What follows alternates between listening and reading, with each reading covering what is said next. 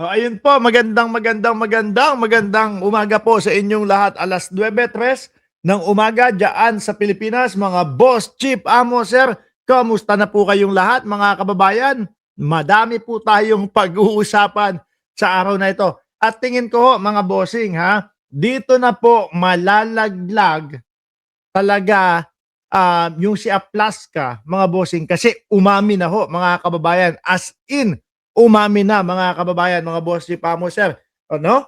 Yan ang mga pag-uusapan natin sa araw na ito. Kaya po kung kayo ay hindi pa nakasubscribe dito sa ating channel, ay dapat po pindutin nyo na yung subscribe button upang sa ganon kayo ay laging ino-notify ni YouTube pag nag-uumpisa na po tayo ng ating mga talakayan, mga bossing. At syempre ho, mga kababayan, i-shoutout ko muna yung mga kanina pa ho nandirito. Nandiyan si Ma'am Delia Rosario, si Bravo Juliet Mike, nandiyan din si Joel Q ng Cereza Force, si Ma'am Chris Rose, nandiyan din po. Sino pa?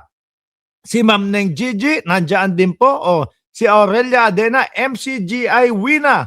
Shoutout po sa inyo. Sino pa nandiyan? Ayun, buong Cereza Force family, Danilo Espejo. Game na ho, mga kababayan.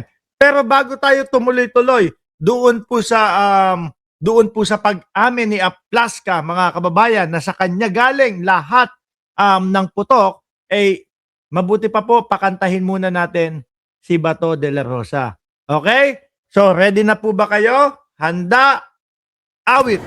When bells for us are rung and our last stops is sung, let generation see our country free.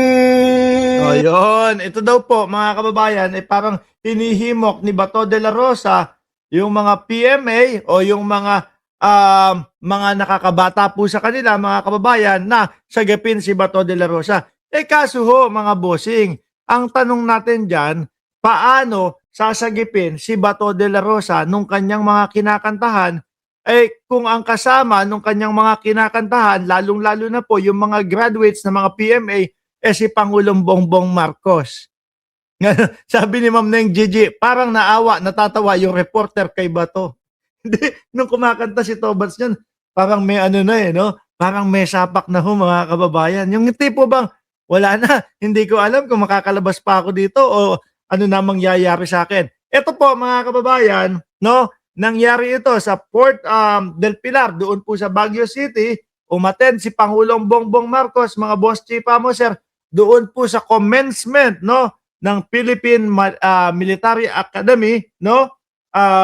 Talang Dangal. Yun. Class of 2026, Talang Dangal. Paano kakantahan ni Bato de la Rosa yung mga yan kung si Pangulong Bongbong Marcos ang kasama, mga bossing? Ngayon, alisin ko na muna ho iyan, mga kababayan.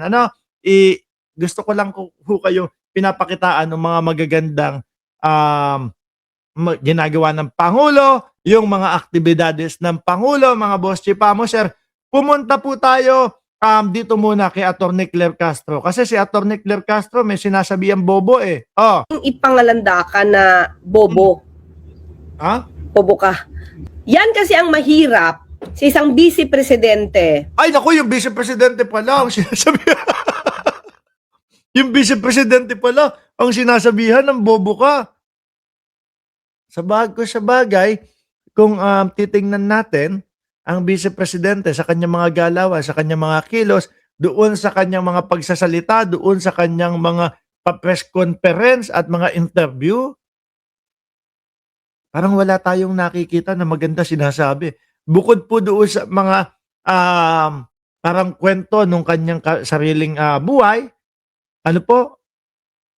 idadagdag mo lang yung mga yung mga pangkriminal na pag-iisip, yung putol ulo, pugot ulo, yung huhukay ng bangkay, no? Tsaka yung kagaya niyan, yung impeachment niya, hanggang ngayon po ay naghihintay ang madlang peoples para makampihan sila, pero parang mukhang wala talaga silang maidedepensa doon sa kanilang impeachment.